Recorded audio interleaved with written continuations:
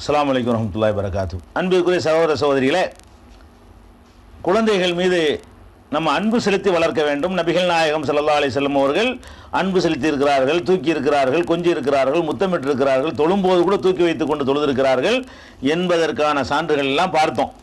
அடுத்தது குழந்தைகள் விஷயத்தில் நம்ம கவனிக்க வேண்டிய அடுத்த மேட்டர் என்னன்னு கேட்டால், அந்த குழந்தைகள் தானேன்னு பார்க்காம அவர்கள் விஷயத்தில் நீதியாக நடக்கணும். குழந்தைகள் விஷயத்தில் நீதியாக பாரபட்சம் இல்லாமல் 4 குழந்தை இருக்கும், 2 குழந்தை இருக்கும், அல்லது ஆம்பளை பிள்ளை இருக்கும், ஒரு பொம்பளை பிள்ளை இருக்கும். இதை ஒரு மாதிரியாக அதை ஒரு மாதிரியாகவும் செல்லம் கொடுத்து வளர்க்கக்கூடாது. எல்லாம் நம்மளுடைய பிள்ளைகள் தான். ஒரு பிள்ளை மீது பாசம் கூடுதலாக இருந்தால் உள்ளத்தில் வச்சுக்கிடலாம். ஆனால் வெளியில் என்ன இருக்கணும்னு கேட்டால், எல்லாரையும் சமமான முறையில் கொடுக்கறதுல, வாங்கி கொடுக்கறதுல, ட்ரெஸ் எடுக்கிறதுல, உணவு கொடுக்கறதுல, அது மாதிரி நோய் உற்றால் கவனிக்கிறதுல, இந்த குழந்தைக்கு துடிக்கிற மாதிரி அந்த குழந்தைக்கு துடிக்கணும். இப்படி எல்லா விஷயங்கள்லையும் குழந்தைகளாக இருந்தால் கூட அவர்கள் மத்தியில் நீதியாக நடந்து கொள்ளணும். நீதியாக நடந்து கொள்ளணும் என்பது அந்த குழந்தைகளுடைய எதிர்காலத்துக்கு நல்லது. இல்லைன்னா என்ன, நீங்கள் நீதியாக நடக்கலைன்னா உங்களையும் வெறுப்பான், கூட பிறந்த அண்ணன் தம்பி வெறுப்பான், இவன் தான் நமக்கு வில்லன்னு நினச்சிருவான். எதிர்காலத்தில் அவங்களுக்கு மத்தியில் பாசம் இல்லாமல் போயிடும். அதனால அது ஒரு விஷயம். ரெண்டாவது, மறுமையில் நமக்கு கேள்வி இருக்குதுங்க. குழந்தைகள் விஷயத்தில் நம்ம நேர்மையாக நடக்கலைன்னு சொன்னால் பொதுவாக அநியாயக்காரர்களுக்கு கேட்கப்படுற கேள்விகள் எல்லாம் பெற்றோர்களுக்கு பிள்ளை குறித்தும் கேட்கப்படும் என்பதை கவனத்தில் வச்சுக்கணும். நபிகள் நாயகம் ஸல்லல்லாஹு அலைஹி வஸல்லம் காலத்தில் நடந்த சம்பவத்தை பாருங்க. புகாரியில் 2650வது ஹதீஸ் என்ன இருக்குன்னு கேட்டால், நோமான் பின் பஷீருங்கிறவங்க அறிவிக்கிறாங்க. அவங்க தகப்பனார் பஷீர். அவர் என்ன செய்கிறாருன்னு, அவர்கிட்ட அவங்க பஷீருடைய மனைவி இருக்காங்க இல்லையா, அவங்க என்ன பண்ணுறாங்கன்னா, நோமானுடைய தாயார் அவங்க என்ன பண்ணுறாங்கன்னு கேட்டால், தன்னுடைய மகனுக்காக வேண்டி ஒரு அன்பளிப்பை ஏதாவது ஒன்று கொடுங்கன்னு சொல்கிறாங்க. என் பிள்ளைக்காக வேண்டி நீங்கள் ஏதாவது கொடுங்கன்னு கணவர்கிட்ட ஃபைட் பண்ணுறாங்க. அவர் ஒரு பொருளை இது உங்கள் மகனுக்குன்னு கொடுத்துட்டார். கொடுத்தவங்க அந்த அம்மா என்ன சொல்லுதுன்னா, வேறு பிள்ளைகள் இருக்கும் போல இருக்குது, வேறு மனைவி மூலமாக உள்ள பிள்ளை இருக்குமே நம்ம தெரியல. அந்த அம்மா என்ன பண்ணுதுன்னா, நீங்கள் இந்த பிள்ளைக்கு கொடுத்தா மட்டும் பத்தாது, நீங்கள் இந்த சொத்தை நோமானுக்கு கொடுக்குறோம் என்பதற்கு நபி ஸல்லல்லாஹு அலைஹி வஸல்லத்திட்ட போய் சொல்லி அவங்கள விட்னஸ் ஆக்கணப்போ தான் நான் ஒத்துக்குருவேன். இந்த பொம்பளை அடம் பிடிக்குது. நோமானுடைய மனைவி, பஷீருடைய மனைவி என்ன பண்ணுதுன்னு கேட்டால், என் புள்ள நோமானுக்கு நீங்கள் கொடுத்த அந்த சொத்து இருக்குல்ல, இதை ரசூல் ஸல்லல்லாஹு அலைஹி வஸல்லம் சாட்சியாக வச்சு நீங்கள் கொடுக்கணும், அப்போ தான் நான் திருப்தி அடைவேன் அப்படின்ட்டு அந்த அம்மா அடம் பிடிக்குது. உடனே அந்த பஷீர் என்ன பண்ணுறாருன்னு கேட்டால், தன்னுடைய மகன் நோமானை பிடித்து கொண்டு, சிறுவராக இருக்கிறார் நோமான், நபிகள் நாயகம் ஸல்லல்லாஹு அலைஹி வஸல்லம் அவர்கள்ட்ட சொல்கிறாங்க. என்ன சொல்கிறாங்கன்னா, இந்த பையனுடைய அம்மா இந்த மாதிரி ஒரு சொத்தை அன்பளிப்பாக கேட்டுச்சு, நானும் சரின்னு சொல்லிட்டேன், அது மாதிரி உங்களை சாட்சியாக ஆக்கியிருக்கிறாங்க, நீங்கள் உங்களை சாட்சியாக வச்சு நான் அவனுக்கு கொடுக்குறேன், நீங்கள் தான் சாட்சின்னு அதை சொல்கிறதுக்காக வர்றார். அப்போ நபி ஸல்லல்லாஹு அலைஹி வஸல்லம் சொல்கிறாங்க, அலக்க வலதுன் சிவாகு, இந்த பையனை தவிர வேறு பிள்ளை உனக்கு இருக்குதான்னு கேட்குறாங்க. இதான் என் பையனுக்கு இதை கொடுக்குறேன்னு சொல்கிறார், அவ்வளவுதான். நபி ஸல்லல்லாஹு அலைஹி வஸல்லம் என்ன கேட்குறாங்க உடனேயே, அலக்க வலதுன் சிவாகு, இவனை தவிர வேற புள்ள உனக்கு உண்டான்னு கேட்குறாங்க. காலனா ஆமாம் உண்டு. அப்போ ரசூல் ஸல்லல்லாஹு அலைஹி வஸல்லம் சொல்கிறாங்க, லா துஷ்ஹிதுனி அலா ஜூரின், அநியாயத்துக்கு என்னையே சாட்சி ஆக்காத. நீங்கள் அநியாயம் பண்ணுவீங்க, அதுக்கு நாங்கள் சாட்சியாக இருக்கணுமா? உனக்கு வேற பிள்ளை இருக்குல்லப்பா, வேற பிள்ளை இருக்கும்போது ஒரு பிள்ளைக்கு மட்டும் இப்படி சொத்தை கொடுப்ப, நீ உன்னுடைய சொத்தை இந்த பெண்ணுக்கும் கொடுத்துன்னு அதே மாதிரி அந்த பிள்ளைக்கும் கொடு. உனக்கு எத்தனை பிள்ளை இருக்குதோ அத்தனை பிள்ளைகளுக்கும் நீ சமமாக கொடுக்கணுமே தவிர, நீ எல்லாருக்கும் கொடுக்காம ஒரு பிள்ளைக்கு மட்டும் நீ கொடுத்தேன்னு சொன்னால் அதுக்கு என்னைய சாட்சியாக்காதே.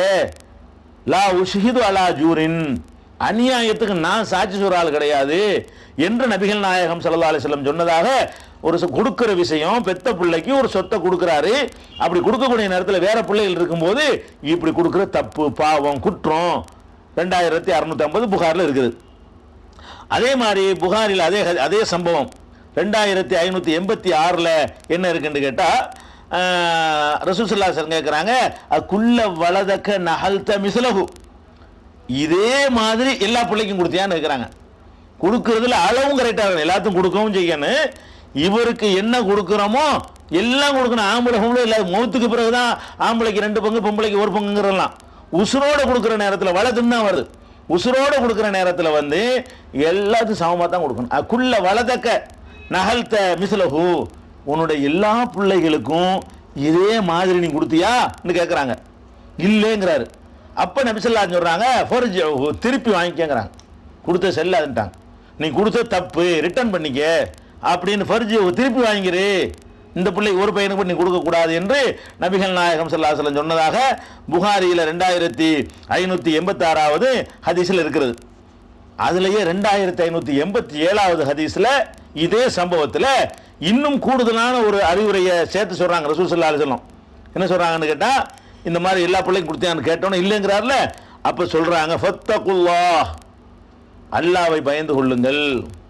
குழந்தைகிட்ட பாரபட்சமாக நடக்கிற விஷயத்துக்கு சொல்கிறாங்க ஃபத்தகுல்லாஹ், அல்லாஹ்வுக்கு பயப்படுங்கள்.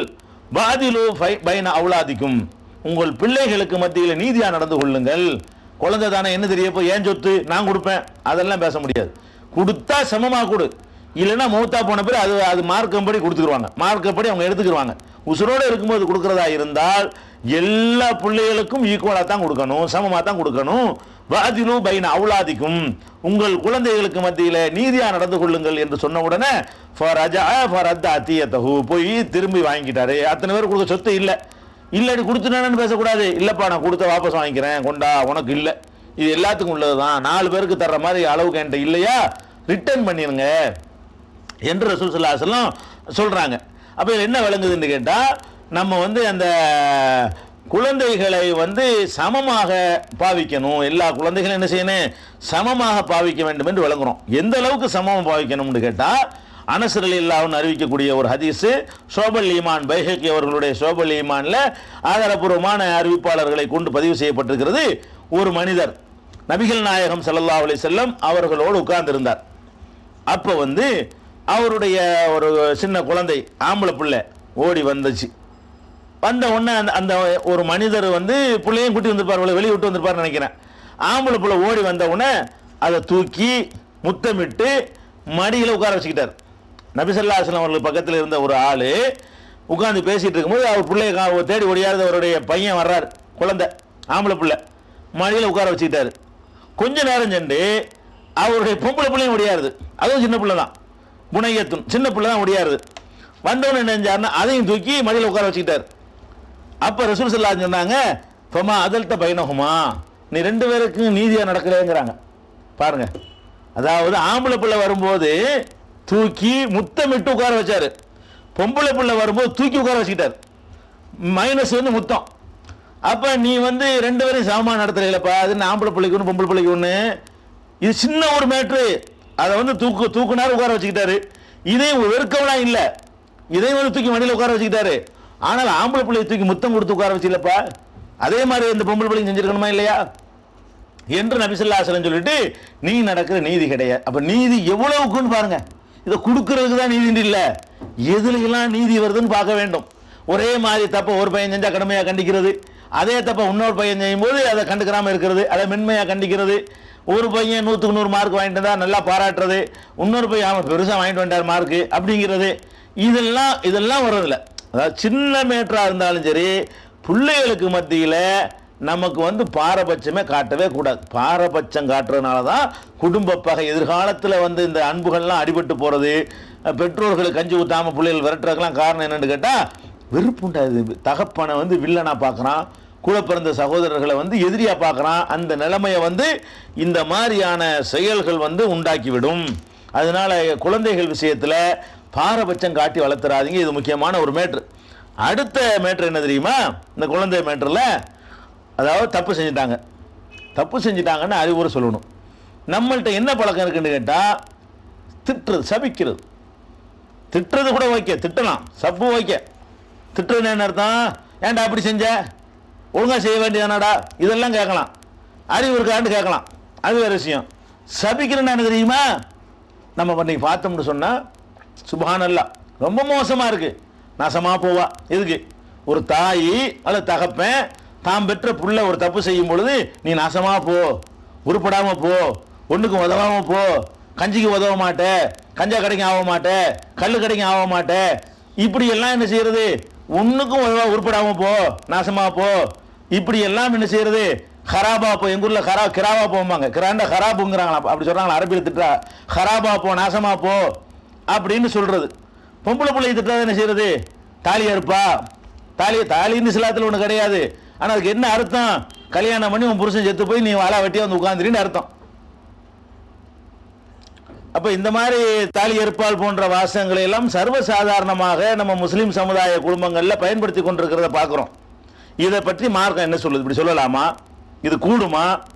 அதாவது இதை திட்டுறது ஓகே, ஏன்டா செஞ்ச ஒழுங்கா செய்யடா, இது வேற விஷயம். எதிர்காலத்தில் அப்படி போயிரு சாபம் போடுறது ரெண்டுக்கு வித்தியாசம். திட்டுறது வேற, சபிக்கிறது வேற. மூளை இருக்குதான்னு கேட்கணும். இது சபிக்கிறது இல்லை, மூளை இல்லாம போகட்டும், இதுக்கு பேர் சபிக்கிறது. அறிவு இருக்கான்னு கேட்கணும், இது சபிக்கிறது, திட்டுறது. இது ஓகே, அறிவு இல்லாத ஒரு காரியம் செஞ்சான்னா உனக்கு அறிவு இருக்கா இப்படின்னு கேட்கலாம். ஆனா எப்படி செய்யக்கூடாது?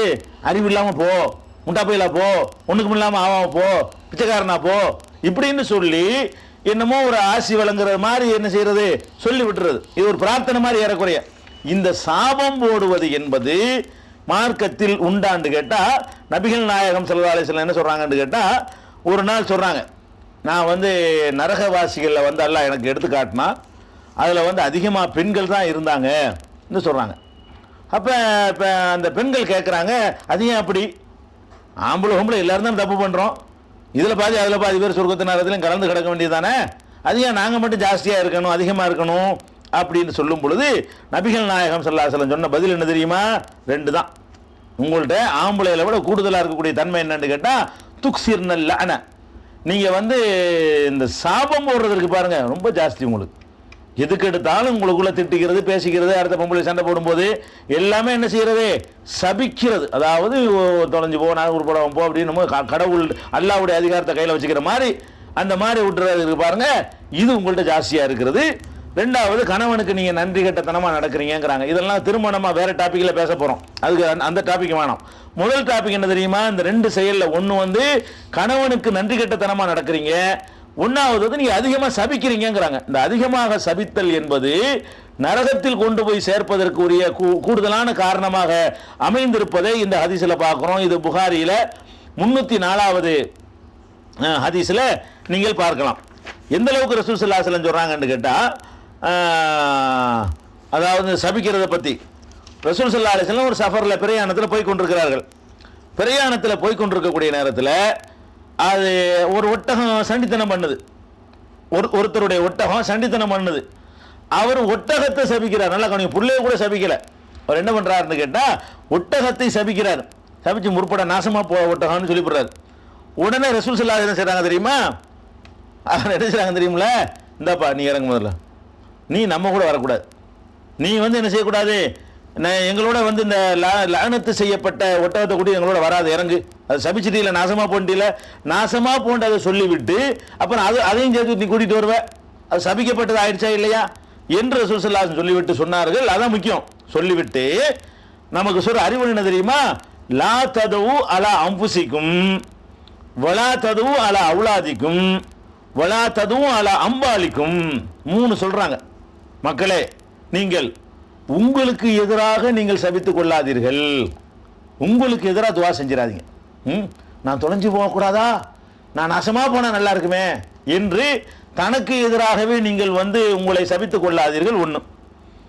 2வது அது பிறகு வருவோம், கடைசியா வருவோம். அது 2வது வலா ததுவும் அல அவுலாதிக்கும், உங்க பிள்ளைங்களுக்கு எதிராக நீங்க பத்வா செஞ்சு விடாதீங்க, நாசமா போ, உருப்படாம போ, விளங்காம போ என்றது போன்ற வார்த்தைகளை சொல்லி உங்கள் பிள்ளைகளுக்கு எதிராக நீங்கள் பத்வா செஞ்சிடாதீங்க. ஒலா ததுவு அல அம்பாலிக்கும், உங்களுடைய சொத்துக்களுக்கு எதிராகவும் எந்த வார்த்தையும் சொல்லிடாதீங்க. கோபத்தில் நாசமா போன அப்படின்னு சொல்றது. ஒரு ஆடு சண்டித்தனம் பண்ணுது, இந்த நாசமா போன ஆடு உன் சொத்து தானது, அதே நாசமா போன ஆடுங்கிற, இந்த நாசமா போன பேனா எழுத மாட்டேங்குத, பேனா எழுதாட்டி அதுக்கு அது என்ன செய்ய, பேனா எழுத வேற பண்ண வாங்க வேண்டியதானே, இதுக்கு போய் திட்டணுமா? ஒரு பேனா எழுதலைன்னா பேனாவை திட்டுறது, ஃபேனு ஓடலைன்னா ஃபேனை திட்டுறது, விளங்குதா? ஜன்னல் ஒழுங்கா பூட்ட முடியலைன்னா ஜன்னலை திட்டுறது, கதவுல ஒழுங்கா தாப்பா போட முடியல கதவை திட்டுறது. இது இருக்கா இல்லை, கதவை எப்படி நாசமா போ, கதவை விட்டு போய் பேசுறது. இப்படி நம்முடைய ப்ராப்பர்ட்டிஸ், நம்முடைய சொத்துக்களுக்கு எதிராக நம்ம திட்டுவது, நம்முடைய பிள்ளைகளுக்கு எதிராக திட்டுவது, நமக்கு எதிராகவே திட்டிக் கொள்வது, சபித்துக் கொள்வது, இதுகளை செஞ்சிடாதீங்க. 3 செய்யாதீங்க. செய்யாதீங்கன்னு சொல்ற காரணத்தை கவனிக்கணும். ஏன் செய்யாதீங்க தெரியுமா? அது காரணம் இருக்குது. ஏன்னு கேட்டா, லா துவாஃபிகு மினல்லாஹி சாஅத்தன் யுஸ்அலு ஃபீஹா அதாவுன் ஃபயஸ்தஜீபுலக்கும், ஒரு நேரம் இருக்கிறது, அந்த நேரத்தில் வந்து கேட்டா அல்லாஹ் தந்துருவான்னு ஒரு நேரம் இருக்கிறது. அப்படியான நேரத்தில் இந்த வார்த்தை வந்து, அந்த நேரம் உங்களுக்கு தெரியாது. ஒரு நேரத்தில் அல்லாஹ் வந்து என்ன கேட்டாலும் தந்துருவாங்கிற மாதிரி ஒரு நேரம் வச்சிருக்கிறான். அது யாருக்கும் அல்லாஹ் வந்து சொல்லி தரல, மறைச்சு வச்சிருக்கிறான். நீ சொன்ன நேரம் அப்படிப்பட்ட நேரமா இருந்து நாசமா போன்று உன் பிள்ளைக்கு சொல்லி அடுத்த நாள் போயிடுவான் நீ சொன்னதுனால. ஏன்? பிரார்த்தனை ஏற்றுக்கொள்ளப்படக்கூடிய நேரம். ஒரு தாய் பிள்ளைக்காக நீங்க துவா செய்றீங்க, உள்ளத்திலிருந்து செய்றீங்க போது அல்ல ஏத்துக்கணும்ல. ஏத்துக்கிற நேரத்தில் அந்த வார்த்தை அமைந்து விடுமையானால் அது அங்கீகரிக்கப்பட்டு விடக்கூடும். பிரார்த்தனை செய்யறமா இல்லையா? கழிச்சல்ல போ, எங்க ஊர்ல திட்டுறது அப்படி. கொள்ளையில் கழிச்சல்ல போன்னு அர்த்தம், இந்த பேதியில போன்னு சொல்லுவாங்க. பேதியில போ, அதாவது அந்த காலத்தில் பெரிய நோய் வந்து பேதி, காலரா, மருத்துவம் செய்ய முடியாது. பேதி வந்து அதிலே போய் செத்துருவான். இப்போ இதுக்கெல்லாம் மருந்து கண்டுபிடிச்சிட்டாங்க. அது சொல்றாங்களா அப்படி, அந்த மாதிரி போய் நாசமா செத்து போ, பேதியில போ, கொள்ளையில போ. கொள்ளைன்னா நல்லா அர்த்தம், கொள்ளை நோய், கொள்ளை நோய்னு சொல்லுவாங்க இல்லையா? காலராவை தான் இல்லைன்னு சொல்றது. கொள்ளையில போ, பேதியில போ, கழிச்சல்ல போ என்றெல்லாம் திட்டுவாங்க. திட்டினோன்னு அவன் கழிச்சல்ல போயிடுவான். நாளைக்கு ஒரு நேரம் இல்லாட்டி ஒரு நேரம் அப்படி போயிடுவான். அப்ப அந்த மாதிரி எல்லாம் ஒரு நேரம் இல்லாட்டி ஒரு நேரம் இருந்து, அது ஒரு துவா தானுங்க. அது ஒரு துவா, நாசமா போ என்று நீங்க கேட்குறீங்க. அந்த பிரார்த்தனை எல்லாம் நினைச்சிருவான். சரி நாசமா போய் சொல்றான், தகப்பன் பிள்ளைக்கு சொல்றான். தாய் வந்து தாயே வேணாம் நாசமா சொல்ற, நாசமாக்கி விட்டுருப்பான்னு சொல்லிட்டு அவன் உத்தரவு போட்டானா முடிஞ்சு வச்சுக்காத. அப்படி ஒரு நேரம் இருக்கிறதுனால நீங்க எதை வாயினால சொல்றோம்னு சொல்லிட்டு இருந்துடாதீங்கம்மா. கவனிங்க, வார்த்தையை கவனிங்க. திட்டுறது வேற, அதுக்காக எல்லா இடத்துலையும் மனசு இருக்க முடியாது.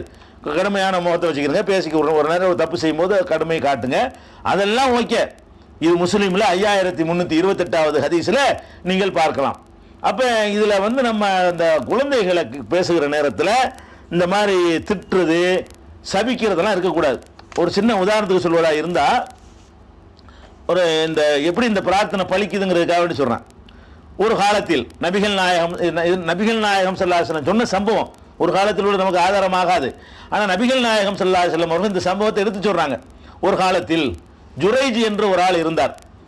அவர் ஒரு நாள் தன்னுடைய அந்த ஆசிரமத்தில், அந்த காலத்தில் அவங்கள ஆசிரமம் வச்சிருப்பாங்க அந்த அந்த உம்மத்தில், யகுதிகளில், அந்த ஆசிரமத்துக்குள்ள போய் இறைவனை வணங்கி கொண்டிருந்தார். அப்போ அவங்க தாயார் என்ன பண்ணாங்கன்னா கூப்பிட்டாங்க. ஜுரைஜ் இங்க வாப்பான்னு கூப்பிடுறாங்க அம்மாக்காரவங்க. அவர் தொழுதுகிட்டு இருக்கிறதுனால அவர் வந்து அதுக்கு ரிப்ளை கொடுக்கல. மறுபடியும் கூப்பிடுறாங்க, மறுபடியும் அவர் பதில் சொல்லலை. உடனே அந்த அம்மா என்ன பண்ணுதுன்னு கேட்டா, இந்த விபச்சாரிகள் மூஞ்சில முழிக்காம நீ சாவ மாட்ட, அந்த கேஸ்ல நீ மாட்டி தான் சாவுவ அப்படின்னு சொல்லி என்ன செய்திருந்த அம்மா சாபம் போட்டுருச்சு. இவர் எந்த தப்புமே பண்ணல, ஆனால் இந்த அம்மா என்ன செஞ்சு சாபம் போட்டுருச்சு.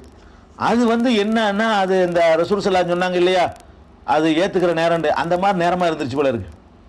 இவர் போய் வணங்கிக்கிட்டு இருக்கும் பொழுது என்ன ஆச்சுன்னு சொன்னா, ஒரு ஒரு பெண் வந்து இவரை வந்து கவர பார்க்குது. இவர் ஒரே ஈடுபாடாக இருக்கிறார். உடனே இந்த பொம்பளை என்ன பண்ணிருச்சுன்னு சொன்னா, வேற ஒருத்தனோட தொடர்பு கொண்டு குழந்தையை பெற்றுட்டு, யாருப்பா இதுக்கெல்லாம் காரணம்னு கேட்கும் பொழுது இந்த ஆள் தான் சொல்லிட்டு, இந்த ஆள் தான், ஜுரைஜ் தான் காரணம்.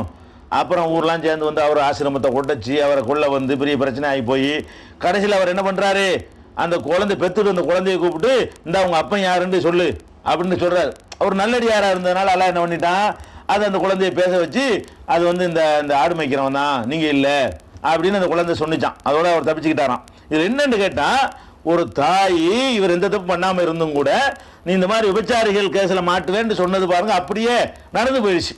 ஏன் நடந்துச்சாக்கான்னு சொன்னதான் நடக்கும்னு அர்த்தம் இல்லை. தாய் சொன்ன அப்படி அழிஞ்சிடும், அப்படி அர்த்தம் கிடையாது. அதற்கான ஒரு நேரமாக அது அமைந்து விட்டால், அந்த நேரம் எதுன்னு நமக்கு சொல்லப்படலை. 7:25 அந்த டைம்னு சொல்லியிருந்தா மற்ற நேரத்தில் திட்டிக்கிட்டு 7:25 நிப்பாட்டிக்கலாம். அப்படி ஒரு டைம் சொல்லப்படலையே.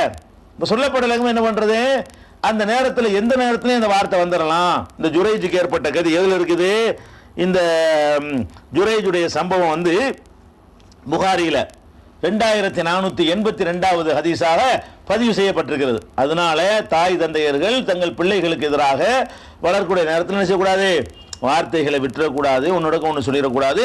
அது பிரச்சனையாகி போயிடும். நம்ம என்ன செய்யணும், குழந்தைகளுக்காக இறைவன்ட்ட நல்ல துவாக்கள் தான் செய்யணும். நாசமா போ, உருப்படாம போனலாம் சொல்லாம இப்ராஹிம் நபி அவர்கள் தன்னுடைய பிள்ளைகளுக்காக என்ன செஞ்சாங்க, துர்ரியத்தி அல்லாஹ் என் பிள்ளை குட்டிகள் நல்லவங்களாக்கி வை என்று கேட்டாங்க. 224 குரான்ல நீங்கள் இதை பார்க்கலாம்.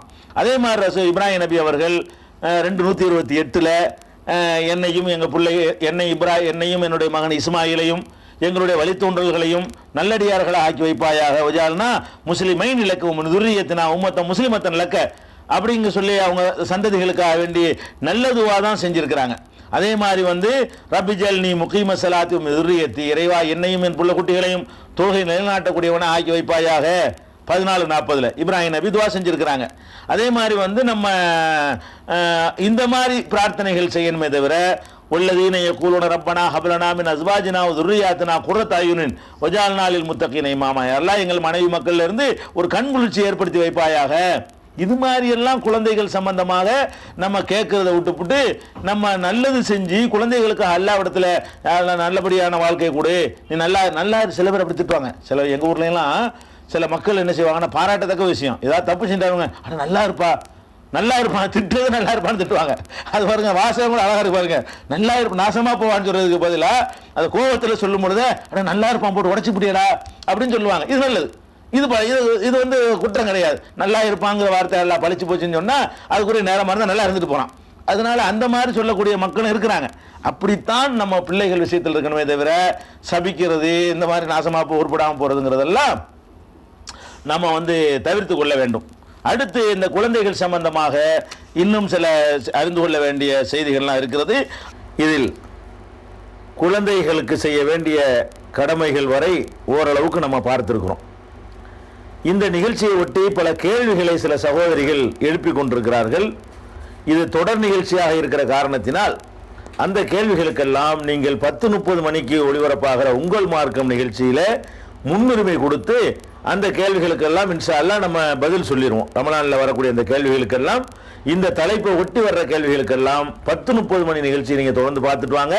அதுலேயும் ரமலானுக்குள்ள முடியலைன்னா தொடர்ந்து அதை முடித்து விட்டு நம்ம அடுத்த கேள்விகளை எடுத்துக்கொள்வோம். அதனால் நம்ம இதில் அந்த பதிலை எதிர்பார்க்க வேண்டாம். அடுத்ததாக இந்த குழந்தைகள் விஷயமாக நம்ம அறிந்து கொள்ள வேண்டிய நீதியாக நடக்கணும் என்று சொன்னோம் இல்லையா? குழந்தைகள்கிட்ட நீதியாக நடக்கணும், குழந்தைகளை சாபம் போடக்கூடாது, சபிக்க கூடாது என்று சொன்னோம். அடுத்ததாக இந்த குழந்தைகளை பற்றி உள்ள இன்னொரு செய்தி தெரிஞ்சுக்கணும். இப்போ நம்ம தொழுகைக்கு தூய்மை அவசியம். தொழுகிறதா இருந்தால் உடல் தூய்மையாக இருக்கணும், தொழுகிற இடம் தூய்மையாக இருக்கணும், அணிந்திருக்கிற ஆடை தூய்மையாக இருக்கணும். அதில் அசுத்தங்கள் பட்டிருக்குமையானால் அதில் நம்ம அதோடு நம்ம தொழ முடியாது, தொழுகைக்கு நமக்கு பாதிப்பு ஏற்படும். இதில் குழந்தைகளால் இந்த தூய்மை நமக்கு சமயங்களில் கெடும். குழந்தைகளின் காரணமாக தூய்மை சில நேரங்களில் கெட்டுரும். மடிவதிக்கு வச்சிருப்போம், சிறுநீர் கழிச்சிடும் குழந்தை. அப்போ இந்த மாதிரி பெரும்பாலும் மலம் கழிச்சுட்டா பிரச்சனை கிடையாது, கழிட்டு மாற்றிடுவோம். சிறுநீர் கழிச்சிருச்சுன்னு வைங்க, இந்த நேரத்தில் நம்ம என்ன செய்யறதுன்னு தெரியாமல் நம்ம என்ன செய்வோம், தடுமாறுவோம். குழந்தைகள் சிறுநீரை பொறுத்த வரைக்கும் இதில் நம்ம மார்க்கத்தை சரியாக தெரியலைன்னு வைங்க, சில அமல்கள் கூட நமக்கு வீணாக போயிடும், ஏற்றுக்கொள்ளப்படாமல் போயிடும். அப்போ குழந்தைகள் தூக்கி வைத்திருக்கக்கூடிய நேரத்தில் அந்த குழந்தைகளுடைய சிறுநீர் நம்முடைய உடைகளில் மேனியில் பட்டு விடுமையானால், நம்ம மேலேயே சிறுநீர் கழித்து விடுமையானால் நம்ம என்ன செய்வது அப்படின்னு பார்த்தோம்னா, நபிகள் நாயகம் ஸல்லல்லாஹு அலைஹி வஸல்லம் அவர்கள் இதுக்கெல்லாம் தெளிவான வழிகாட்டியிருக்கிறாங்க. புகாரியில் 222வது ஹதீஸு, 5468வது ஹதீஸு, 6002வது ஹதீஸ். இதில் என்ன இருக்குன்னு கேட்டால், ஆயிஷா நாயகி அறிவிக்கிறாங்க, நபிகள் நாயகம் ஸல்லல்லாஹு அலைஹி வஸல்லம் அவர்கள்ட்ட ஒரு சிறுவனை, ஒரு பையனை கொண்டு வந்தார்கள். கொண்டு வந்த உடனே அவங்க மடிநதிக்கு உட்கார வச்சுட்டாங்க நபி ஸல்லல்லாஹு அலைஹி வஸல்லம். ஃபபால அலா சௌபி, அந்த பையன் நபி ஸல்லல்லாஹு அலைஹி வஸல்லமுடைய ஆடையில் சிறுநீர் கழித்து விட்டான். நபி ஸல்லல்லாஹு அலைஹி வஸல்லம் அவர்கள் ஃபதஆ பிமாயின், தண்ணீர் கொண்டு வர செய்தார்கள். ஃபஅத்பஹு இய்யாஹு, அதில் துளிச்சு விட்டு கொண்டார்கள். கழுவுனாங்கன்னு வரல. ஒரு குழந்தையை கொண்டு வந்தாங்க, வந்தவுடனே மடிலதிக்கு வச்சாங்க. அது சிறுநீர் கழிச்ச உடனே தண்ணி கொண்டு வர சொல்லி மேலே கொஞ்சம் துளிச்சு விட்டுக்கிட்டாங்க. அப்படிங்கிற கருத்து புகாரியில் நான் சொன்ன அந்த எண்கள் கொண்ட ஹதீஸாக பதிவு செய்யப்பட்டிருக்கிறது. அப்ப சிறுவர்கள் சிறுநீர் கழிப்பார்களேயானால் இந்த ஹதீஸை மட்டும் பார்க்கக்கூடியவர்கள் என்ன முடிவுக்கு வருவாங்க என்று கேட்டால், சிறுநீர் கழிச்சா நம்ம தொலைச்சிக்கிட்டா போதும், கழுவ தேவையில்லைன்னு முடிவுக்கு வருவீங்க இதை மட்டும் பார்த்தீங்கன்னா. ஆனால் அப்படி வரக்கூடாது. இதில் கொஞ்சம் விரிவான விளக்கங்கள் இருக்கிறது. அந்த விளக்கமும் ஹதீஸிலிருந்து உள்ள விளக்கம் தான், நம்ம விளக்கம் இல்லை. அது என்ன விளக்கம்னு கேட்டால், இது 223வது ஹதீஸ் புகாரில். இந்த 223வது ஹதீஸ்ல அந்த 222வது ஹதீஸ்ல சொன்னதை விட கூடுதல் விளக்கம் இடம்பெற்றிருக்கிறதுனால நமக்கு அதுல ஒரு எக்ஸ்ட்ரா விளக்கம் கிடைக்கும். அது என்ன சம்பவம்னு கேட்டா, உம்மு கைஸ் அப்படிங்கிறவங்க வந்து தன்னுடைய குழந்தையை கொண்டு வந்தார்கள், பையனை, மகனை. உம்மு கைஸுங்கிறவங்க தன்னுடைய மகனை தூக்கிட்டு வர்றாங்க. அந்த மகன் என்ன பருவத்துடைய மகன் கேட்டா, பிஇப்னின் லஹா ஸகீரின் லம் யகுலி தாம், உணவு உட்கொள்ளாத சிறுவன். உணவுனா அந்த தாய்ப்பால் மட்டும் குடிக்கிறவன். தாய்ப்பால் குடிச்சுக்கிட்டு இருக்கிற குழந்தை வேற உணவுகள், அரிசியோ சோள பருப்போ முட்டையோ ஒன்றும் கொடுக்காம இந்த தாய்ப்பால் மட்டும் குடித்து கொண்டிருக்கக்கூடிய உணவு உட்கொள்ளாத பருவத்தில் உள்ள சிறு குழந்தையை நபி ஸல்லல்லாஹு அலைஹி வஸல்லம் அவர்கள்ட்ட கொண்டு வந்த உடனே அஜ்லஸஹு ரசூலுல்லாஹி ஸல்லல்லாஹு அலைஹி வஸல்லம் பிஹிஜ்ரி, நபி ஸல்லல்லாஹு அலைஹி வஸல்லம் அவர்கள் அந்த பையனை தூக்கி மடியில வச்சுக்கிட்டாங்க. அப்ப பால அலா சௌபிஹி, அந்த பையனும் நபி ஸல்லல்லாஹு அலைஹி வஸல்லம் அவர்கள் மீது சிறுநீர் கழித்து விட்டான். ஃபதஆபி மாயின், அப்போ தண்ணீரை கொண்டு வர சொல்லி நினைஞ்சாங்கன்னா ஃபனவஹு, அதுல தெளித்தார்கள். வலம் யுகஸ்ஸில்ஹு, அது கழுவலன்னு தெளிவாக வருது. தொளிச்சு கொண்டார்கள், கழுகலன்னு வருது. இது எங்க வருது? 223வது ஹதீஸ் புகாரி. இது என்ன விளங்குதுன்னு கேட்டா, சிறுவர்களை மடியில வைத்திருக்கும் போது சிறுநீர் கழிச்சுட்டாங்கன்னா கழுவக்கூடாதுங்கிறது பொதுவானது இல்லை. சிறுவரை ரெண்டா பிரிக்கணும். என்ன ரெண்டா பிரிக்கணும்? பால் மட்டும் குடிக்கக்கூடிய சிறுவன், பாலோடு சேர்ந்து மற்றதையும் சாப்பிடக்கூடிய சிறுவன்.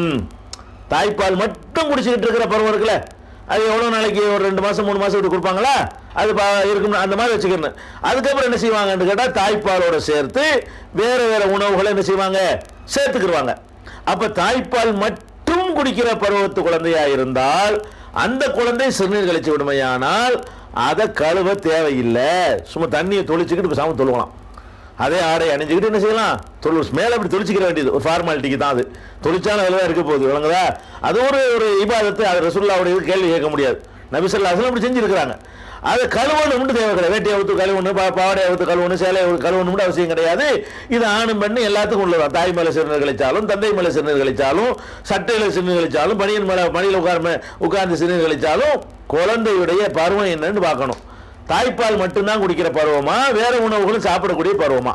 தாய்ப்பால் மட்டும் குடிக்கக்கூடிய பருவமா இருந்தால் கழுவ தேவையில்லை. அதுக்காக சும்மா இருக்க முடியாது, தெளிச்சு கொள்ளணும் அப்படின்னு 223வது ஹதீஸ்ல விளங்குது. இதையும் இப்படி விளங்கிடக்கூடாது, இன்னும் கொஞ்சம் விளக்கம் இருக்கிறது. இப்படியே டோட்டலா விளங்கிடக்கூடாது. இதுலையும் இன்னும் கொஞ்சம் அந்த குழந்தை என்னங்கிறது இன்னும் கொஞ்சம் கூடுதல் விவரங்கள் இருக்கிறது. அது என்ன விவரம் கேட்டா, நசையில 302வது ஹதீஸ். அதுல என்ன இருக்குன்னு கேட்டா, நபிகள் நாயகம் ஸல்லல்லாஹு அலைஹி வஸல்லம் சொன்னாங்க, யுகுஸலு மின் பௌலில் ஜாரியா வ யுரஸ்ஸு மின் பௌலில் குலாம். பெண் குழந்தையாக இருந்து அது சிறுநீர் கழித்து விடுமையானால் கழுவணும், ஆண் குழந்தை சிறுநீர் கழித்து விடுமையானால் அதை தண்ணீர் தெளிக்கணும். பால் மட்டும் அருந்துற குழந்தை பால் குடி பருவத்தை தாண்டிட்டாங்கன்னு வைங்க, சாரி, பாலோடு சேர்ந்து வேற உணவையும் பாலோடு சேர்த்து வேற உணவையும் சாப்பிடக்கூடிய குழந்தையா இருந்தாங்கன்னு சொன்னா அந்த குழந்தைகள் சிறுநீர் கழிச்சுட்டா, ஆம்பளை புள்ள கழிச்சாலும் சரி பொம்பளை புள்ள கழிச்சாலும் சரி, அது கழுவப்பட வேண்டும். வேற உணவுலாம் வரக்கூடிய நேரத்தில் அது அசுத்தமாகிறது. தாய்ப்பால் மட்டும் குடித்துக்கிட்டு இருக்கிற வேற உணவு சாப்பிடாத குழந்தையா இருந்தால் ஆம்பளை புள்ள பொம்பளை புள்ளன்னு இஸ்லாம் பிரிக்கிறது. எப்படி பிரிக்கிறது? ஆம்பளை புள்ள மடியில் வச்சிருக்க மூத்திரம் பெஞ்சிருச்சுன்னு சொன்னா தொளிச்சுக்கிட்டா போதும். பெண் குழந்தைகள் மடியில் சிறுநீர் கழிச்சுட்டாங்கன்னு சொன்னா தாய்ப்பால் மட்டும் அருந்துற குழந்தையா இருந்தாலும் சரிதான், அதை கழுவணும் அப்படின்னு சொன்னதாக நபி ஸல்லல்லாஹு அலைஹி வஸல்லம் அவர்களை சொன்னதாக நசையில 302வது ஹதீஸ்ல இருக்கிறது. இதே கருத்து அபூ தாவூதுல 320வது ஹதீஸ்ல இருக்கிறது. அது எப்படி இருக்குன்னு கேட்டா, அது வேற, இந்த கருத்து வேற சம்பவம். அது எப்படி வருதுன்னு கேட்டா, ஹுசைன் ரலியல்லாஹு அன்ஹு அவர்கள், ரசூலுல்லாஹ்வுடைய பேரப்புள்ள அலியுடைய மகன் பாத்திமாவுடைய மகன் ஹுசைன் ரலியல்லாஹு அன்ஹு அவர்கள் நபி ஸல்லல்லாஹு அலைஹி வஸல்லம் உடைய மனைவி மடியில இருக்கும் பொழுது அவங்க மேல சிறுநீர் கழித்து விட்டார். அப்ப இந்த லுபாபாங்கிறவங்க சொல்றாங்க, லுபாபாங்கிற அம்மா இருக்கிறாங்க பக்கத்துல. இப்ப அவங்க சொல்றாங்க, அல்லாஹ்வுடைய தூதரே, உங்க ட்ரெஸ்ல பையன் மூத்திரம் பெஞ்சிட்டான், அதை இங்கே கொடுங்க, நான் கழுவிக்கிட்டு வர்றேன், வேற அணிஞ்சிக்கிட்டு மாதிரி தாங்க, நான் கழுவி தர்றேன்னு சொல்லி அவங்க அந்த அம்மா கேட்குறாங்க. நபி ஸல்லல்லாஹு அலைஹி வஸல்லம் அவங்கள்ட்ட சிறுநீர் கழிச்சிட்டதுனால வேற ட்ரெஸ் அணிஞ்சிட்டு இதை கொஞ்சம் கழட்டி தாங்க, நான் கழுவி தர்றேன்னு சொல்றாங்க. அப்ப ரசூல் ஸல்லல்லாஹு சொல்றாங்க, இன்னமா யுகுஸலு மின் பௌலில் உன்சா, பொம்பளை புள்ளை சிறுநீர் கழிச்சா தான் கழுவணும், ஒ யுல்லஹு மின் பௌலி ஸக்கர், ஆம்பளை பிள்ளை சிறுநீர் கழிச்சா தொளிச்சுக்கிட்டா போதும், கழுவுன வேலையில் லேச மேலே தண்ணி தொளிச்சா போதும் அப்படின்னு ரசூல் ஸல்லல்லாஹு அலைஹி வஸல்லம் சொன்னாங்கன்னு இருக்கிறது. அப்போ என்ன விளங்குது? இப்போ நம்ம குழந்தைகளோட நம்ம புழங்கும் பொழுது குழந்தைகள் வந்து நம்ம மேலே சிறுநீர் கழிச்சிட்டாங்கன்னா ரெண்டா பிரிக்கிறோம். ஒன்று என்ன, அந்த குழந்தை வந்து தாய்ப்பால் மட்டும் அருந்துதா வேற உணவு அருந்துதா? தாய்ப்பாலோட சேர்த்து வேற உணவு அருந்தக்கூடிய குழந்தையா இருக்கும். ஏனால் ஆணா இருந்தாலும் பெண்ணா இருந்தாலும் அது சிறுநீர் கழிச்சா கழுவித்தான் ஆக வேண்டும். தாய்ப்பால் மட்டும் இருந்த குழந்தையா இருந்தா ரெண்டா பிரிக்கணும். ஆண் குழந்தையா இருந்தா தண்ணி தெளிச்சா போதும், பெண் குழந்தையா இருந்தா கழுவணும் அப்படிங்கிறாங்க. இது நீங்க நினைச்சுக்கிற கூட அந்த இடத்துல ஒரு விஷயத்தை சொல்ல வேண்டி இருக்கிறது. அதுல குழந்தையிலிருந்து ஆம்பளை பொம்பளைன்னு வேகப்படுத்தி இப்படி பண்றாங்க. சிறுநீர்லையுமா இப்படி வேற வேலை செய்யனாலும் பரவாயில்லை, சிறுநீர் மேட்டலையுமா இந்த மாதிரியா போட்டுக்கிட்டு ஆம்பளை பிள்ளை சிறுநீர் பொம்பளை பிள்ளை சிறுநீர் வேறுபடுத்துறது, அது என்னங்க இது பிற்போக்குத்தனமா இருக்குது, பெண்களுக்கு எதிர மாதிரி தெரியுதுன்னு நீங்க நினைச்சிடக்கூடாது. இவனு எதிரானது கிடையாது. இதுல பெரிய அறிவியலே இருக்கு, இதுல பெரிய என்ன இருக்கு, சயின்ஸே இருக்குது. என்ன சயின்ஸ் இருக்குன்னு கேட்டா, பெண்களுக்கு ஆண்களை பொறுத்த வரைக்கும் உடல் கூறு அமைப்பு எடுத்துக்கொண்டீர்களே ஆனால் ஆண்களை விட பெண்கள் வந்து கூடுதலாக முதிர்ச்சி அடைகிறார்கள், வேகமாக முதிர்ச்சி அடைகிறார்கள். முதிர்ச்சி ரொம்ப சீக்கிரமே முதிர்ச்சி அடைகிறார்கள். 15 வயசுலேயே ஒரு குடும்பத்தை நடத்துகிற அளவுக்கு, 12 வயசுலேயே ஒரு குடும்பத்தை நிர்வகிக்கிற அளவுக்கு பெண்களுக்கு முதிர்ச்சி வந்துகிறது. முதிர்ச்சி வேகம் ஃபாஸ்ட்டாக வருது, அவங்களுக்கு எல்லாமே ஃபாஸ்ட்டாக நின்று போயிடும். அந்த அவங்களுடைய அந்த உணர்வுகளுக்கு சீக்கிரமே நினைஞ்சிடும். 40-50 ஓஞ்சி போயிடுவாங்க. இவன் 80-90 இவனுக்கு 25 பொறுப்பு வரும். இவன் 80-90 வரைக்கும் இவன் நின்று உறுதியாக நிற்பான். அப்போ இது அந்த உடல் ரீதியாக அப்படி அமைஞ்சிருக்கிறது. பெண்களை பொறுத்த வரைக்கும் 3 வயசு பையனும் 3 வயசு பொண்ணை எடுத்துக்கிட்டீங்கன்னு சொன்னா 3 வயசு பையனை விட 3 வயசு பெண்ணுடைய உடல் ரீதியான, மன ரீதியான, சிந்தனை ரீதியான முதிர்ச்சி வந்து கூடுதலாக இருக்கும். ஏன்னு கேட்டா அவங்க வந்து சீக்கிரமே பருவம் அடைஞ்சிடுறாங்க. ஆண்கள் உதாரணமா ஆண்கள் 15 வயசுல பருவம் அடைகிறான்னா பொம்பளை 11 வயசு 12 வயசுல பருவம் அடைகிறாங்களா? அதுல நீங்க பாருங்களேன், பருவங்கிறது என்ன, அவர்கள் வந்து இல்லற வாழ்க்கைக்கு தகுதியாகிறாங்கன்னு அர்த்தம் தானே. அந்த தகுதியை ஆண் அடைவதை விட பெண் வந்து 4 வருஷத்துக்கு முந்தைய அடையுதா இல்லையா? அப்படி பார்க்கணுமா இல்லையா? அப்ப அந்த மாதிரி இருக்கிறதுனால இவன் தாய் பிறக்கும் பொழுது தாய்ப்பால் மட்டும் அருந்தினா கூட இவன் 3 மாசம் கழிச்சு அடையக்கூடிய நிலையை இந்த பொம்பளை பொருள் பிறக்கும் போது அடைஞ்சிருந்துங்க. இவன் தாய்ப்பால் மட்டும் அருந்தி வேற உணவு அருந்தாம இருக்கிறானே, இவன் வேற உணவு அருந்துவான இன்னொரு 3 மாசத்துக்கு பிறகு அந்த நிலையில இவன் சிறுநீரை கழுவணும். அந்த ஸ்டேஜ பொம்பளை பிள்ளைங்க பிறக்கும் போதே அடைஞ்சிருது அப்படிங்கிறது தான் இதுல விளங்குறது. அப்ப இன்னைக்கு பெரிய அறிவியல் சொல்றான், பெண்கள் வந்து சீக்கிரமா எல்லாத்துலயுமே என்ன செய்யறாங்க, முதிர்ச்சி அடைஞ்சிடறாங்க. அந்த நிர்வாகம் பண்றது எல்லாமே வேக வேகமா வந்துடும். அந்த மாதிரி இருக்கிறதுனால சிறுநீருடைய அமைப்புல டிஃபரெண்ட் கண்டிப்பா இருக்கும். அந்த சிறுநீரை எடுத்து டெஸ்ட் பண்ணி அந்த மாதிரி ஆய்வு ஒன்றும் கிடைக்கல, ஆனால் கண்டிப்பாக கிடைக்கும். ஆய்வு பண்ணி பார்த்தீங்கன்னா அந்த அவங்களுடைய சிறுநீருக்கும் இந்த பையனுடைய சிறுநீருக்கு மத்தியில் அதனுடைய அசுத்தத்தை, அந்த கிருமிகளுடைய சைஸுகள், அந்த அசுத்தம் மற்ற விஷயங்கள்லாம் கூடுதலாக இருக்க வாய்ப்பு இருக்கிறது. அப்படிங்கிறத விளங்கிட்டோம்னா இதை வந்து குழம்பு தேவையில்லை. இது வந்து குழந்தை சம்பந்தமாக தெரிஞ்சு கொள்ள வேண்டிய அடுத்த ஒரு விஷயம். அதுக்கு அடுத்தது குழந்தைகளை பொறுத்தவரை, சிறுவர்கள் குழந்தைகள் பொறுத்த வரைக்கும் நம்மிடத்தில் உள்ள இன்னும் சில பார்வைகளை நம்ம மாற்றிக்கிறணும். என்ன மாற்றணும்னு கேட்டால், சின்ன பிள்ளைங்களை வந்து நம்ம ஒரு கணக்கில் எதுலையுமே எடுத்துக்கிற மாட்டோம். கூடி உட்காந்து பேசுவோம் சின்ன பிள்ளைகிட்ட. நம்ம வீட்டு பிள்ளையா இருந்தால் கொஞ்சம் போது பேசிக்கிறோம். அதுவும் அந்த கொஞ்சம் இது வரைக்கும் கைப்பிள்ளையா இருக்கும்போது தான் கொஞ்சிக்கிறோம். அதுக்கப்புறம் கொஞ்சம் கால் முளைச்சிருச்சுன்னு சொன்னால் அதை ஒரு 8 நின்று அப்படி தான் கொண்டு போயிடுறோமே தவிர ஒரு அன்பு செலுத்துறதுலாம் கிடையாது. அவனை ஒரு பெரிய ஆளாக எடுத்துக்கிறதே கிடையாது. ஆனால் சிறுவர்களை எப்படி நபி ஸல்லல்லாஹு அலைஹி வஸல்லம் ட்ரீட் பண்ணுறாங்கன்னு கேட்டால், எப்படி நடத்துகிறாங்கன்னு கேட்டால், பெரியவர்கள் ஏறக்குறைய பெரியவர்களை நடத்துகிற மாதிரியே நபி ஸல்லல்லாஹு அலைஹி வஸல்லம் சிறுவர்கள் நடத்துகிறாங்க. அதுக்கு சில சான்றுகளை நீங்கள் பார்க்கணும். ஏன்னா இந்த சான்றுகள்லாம் எதுக்கு சொல்கிறேன்னு கேட்டால், இதெல்லாம் நம்ம செய்யலை. சிறுவர்கள் விஷயத்தில் நாம் செய்யாத விஷயங்கள், செய்கிற சான்றுகள்லாம் நான் சொல்ல தேவையில்லை. சோறு கொடுக்குறலாம் செஞ்சிடறீங்க. எதை செய்யாமல் இருக்கிறோம் அதை தான் சொல்லணும். இப்போ தெருவில் நம்ம போயிட்டு இருக்கும்போது சின்ன பிள்ளைங்க பசங்க விளையாடுறாங்க. ஒரு பசங்களை பார்த்துடுறோம். நம்ம யாரும் அவனுக்கு சலான் சொல்லுவோமா? அவன் வேண்டாம் நம்மளை பார்த்துட்டு சலான் சொல்லணும்னு எதிர்பார்ப்போமே தவிர, சின்னவனுக்கு என்ன சலான், இவனுக்கு நான் ஒன்னா, நம்ம உள்ளுக்குள்ள என்ன வருதுன்னு கேட்டா, இவனு நான் என்ன சமமா? இவனுக்கு போய் நான் சலான் சொல்லணுமா? அவன் சின்ன பையன், எனக்கு சொல்ல வேண்டிய அவன் என்னை பார்த்தான்ல, எனக்கு சலாம் சொல்ல வேண்டிய அப்படி நினைக்கிறோமா இல்லையா? சிறுவர்களுக்கு வந்து சலாம் சொல்வதுங்கிறது இல்லை, சொல்லக்கூடாது. சின்ன ஆளுக்கு தான் பெரிய ஆட்களுக்கு சொல்லணும் என்ற மாதிரியான ஒரு சிந்தனை நம்ம மக்கள் மத்தியில் இருக்கிறது. பெரும்பாலும் சொல்வதில்லை.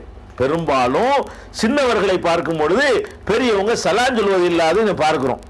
ஆனால் அனஸ் இப்னு மாலிக் ரலியல்லாஹு அன்ஹு அவர்கள் நபி ஸல்லல்லாஹு அலைஹி வஸல்லம் அவர்கள்ட்ட 10 வருட காலம் பணியாளராக ஊழியம் செய்த அனஸ் ரலியல்லாஹு அன்ஹு அவர்கள் வந்து என்ன செய்றாங்கன்னா சிறுவர்களை கடந்து செல்றாங்க.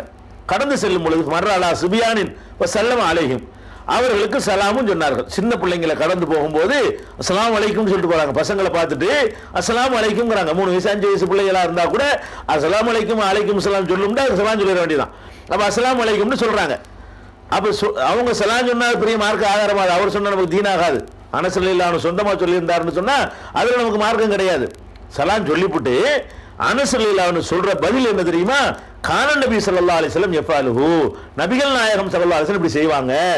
சின்ன பிள்ளைங்களை பார்த்து சலாம் சொல்லிவிட்டு அனஸ் ரலியல்லாஹு அன்ஹு சொல்றாங்க, நபி ஸல்லல்லாஹு அலைஹி வஸல்லம் இந்த மாதிரி சின்ன பிள்ளைங்களுக்கு சலாம் சொன்ன காரணத்தினால நானும் சலாம் சொல்றேன்னு சொன்னதாக புகாரில் 6247வது ஹதீஸில் நீங்கள் பார்க்கலாம்.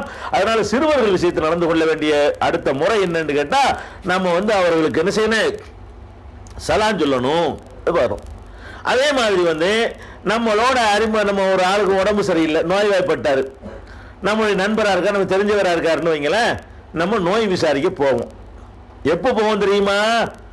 அவ வந்து நம்ம வயசுக்கு சமமாகவோ ஓரக்குறையும் கொஞ்சம் ஒரு கல்யாணம் பண்ணவனாகவோ அப்படிப்பட்டவனா இருந்தா தான் போய் என்ன செய்வோம்? நோய் விசாரிக்கிறதுக்கு போவோம். ஒரு பையன், நமக்கு தெரிஞ்ச ஒரு பையனுக்கு உடம்பு சரியில்லை, அதை விசாரிக்கிறதுக்கு பெரிய ஆளுக்கு போவோமா? போயிருக்கிறோமா? தெரிஞ்ச பையன், அந்த பையனை போய் நோய் விசாரிக்கிறதுக்கு வாப்பா தாட்சணியத்துக்காக வாப்பா விசாரிச்சுட்டு வருவோம். அவர் மனசுல நினைச்சுக்கிடுவாரு அப்படிங்கிறதுக்காக வேண்டி அவர் தந்தை தாய் நமக்கு நெருக்கமானவர்களா இருந்தார்களே ஆனால் அவர்களை ஆறுதல் சொல்ற மாதிரி போயிட்டு வருவோமே தவிர குழந்தையை நோய் விசாரிக்கிறதுக்கு என்று போறதில்லை. நபி ஸல்லல்லாஹு அலைஹி வஸல்லம் அவர்களுக்கு வந்து ஒரு பையனை தான் தெரியும், சின்ன பையன், அவங்க அப்பா அம்மாலாம் தெரியாது. அந்த மாதிரி ஒரு பையனுக்கு உடம்பு சரியில்லை, அவனை விசாரிக்கிறதுக்கு புறப்பட்டு போறாங்க. பாப்பா அம்மா தாட்சணியத்துக்காக போகல. அது எங்க இருக்குன்னு கேட்டா, நபி ஸல்லல்லாஹு அலைஹி வஸல்லம் அவர்கள்ட்ட ஒரு யூத பையன் ஒருத்தன் வேலை செய்து கொண்டிருந்தான். யூத சிறுவன் வந்து பணி செய்து வேலைக்கு வச்சிருந்தாங்க, வாங்கி கொடுக்கறதுக்கு போறதுக்காக வச்சிருப்பாங்க உலருக்கு வச்சிருந்தான். அப்ப அந்த பையனுக்கு நோய்வாய்ப்பட்ட உடனே நபி ஸல்லல்லாஹு அலைஹி வஸல்லம் கேள்விப்பட்டு அவனை விசாரிக்க போறாங்க. அவர் தகப்பனார் யூதர், அவர் பக்கத்தில் உட்கார்ந்து இருக்கிறாரு. அப்ப ரசூல் ஸல்லல்லாஹு அலைஹி வஸல்லம் சொல்றாங்க, ஏன்பா நீ வந்து நோயில இருக்கிற, இது மௌத்து ஹயாத்து போனாலும் இருக்குது, நீ வந்து இஸ்லாத்தை ஏற்றுக்கலாம்ல, ஒரு கடவுள் கொள்கையை சொன்னா அல்லாஹ் உனக்கு சொர்க்கத்தை தருவான்ல அப்படின்னு சொன்னாங்க. தகப்பனார் என்ன செய்யறாருன்னா சொல்ற கேள்வி, அபுல் காசிம் சொல்றது கேளு, அபுல் காசிம் சொல்றது கேளுப்பா அப்படின்னு சொல்லி அவன் தகப்பனாருக்காரர் சொல்றாரு. சொன்ன உடனே அந்த பையன் அல்லா இல்லா இல்லைன்னு சலாம் சொல்லிட்டார். ரசூல் ஸல்லல்லாஹு அலைஹி வஸல்லம் ரொம்ப அல்ஹம்துலில்லாஹ்னு சொல்லி அல்லாஹ் புகழ்ந்து கொண்டு நரகத்திலிருந்து பையனை விடுவித்து அல்லாஹ்வுக்கு எல்லா புகழும் சொல்லி கொண்டு வந்தார்கள்ங்கிற ஹதீஸை பலமுறை நம்ம இதில் சொல்லியிருக்கிறோம். 1356 புகாரியில 1356வது ஹதீஸ்ல இதை பார்க்கிறோம். இது என்ன விளங்குதுன்னு கேட்டா, சிறுவர்கள்ட்ட வந்து நோய்வாய்ப்பட்டால் கூட அதை போய் விசாரிக்கணும், அவங்களுக்குன்னு ஒரு இது இருக்கிறது, அதை பார்க்கணும். அதே மாதிரி நபி ஸல்லல்லாஹு அலைஹி வஸல்லம் அவர்களுடைய வரலாற்றில் பார்த்தோம்னு சொன்னா, அவங்களோட சபையில் உட்கார்ந்துருக்காங்க நிறைய பேர். அந்த சபையில் அது 2 பாயிண்ட் இருக்குது.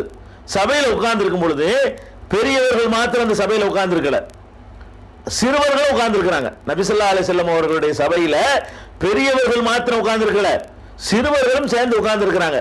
எப்படி சிறுவர்கள் உட்கார்ந்துருக்காங்கன்னு கேட்டா, ஒரு சிறுவர் வந்து நபி ஸல்லல்லாஹு அலைஹி வஸல்லம் வலது பக்கத்தில் வந்து பக்கத்தில் உட்கார்ந்துருக்கிறார் இல்லையா? சபையில நிறைய பேர் உட்கார்ந்துருக்கிறாங்க.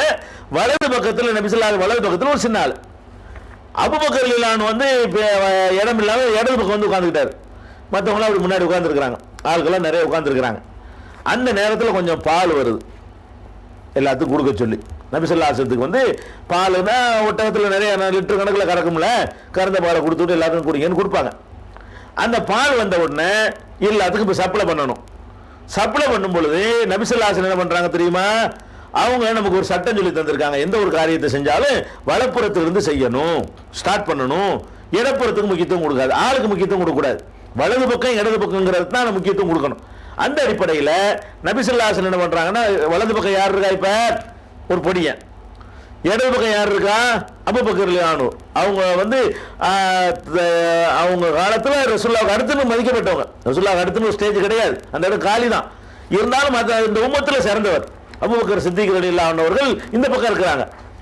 அப்ப ரசூல் ஸல்லல்லாஹு அலைஹி வஸல்லம் வந்து இந்த வழக்கம் போல இடது பக்கம் உள்ள ஆள் கொடுக்காம வலது பக்கம் கொடுத்துருவாங்களோன்னு சொல்லி உமர் ரலியல்லாஹு அன்ஹு இந்த சபையில் இருக்கிறாங்க.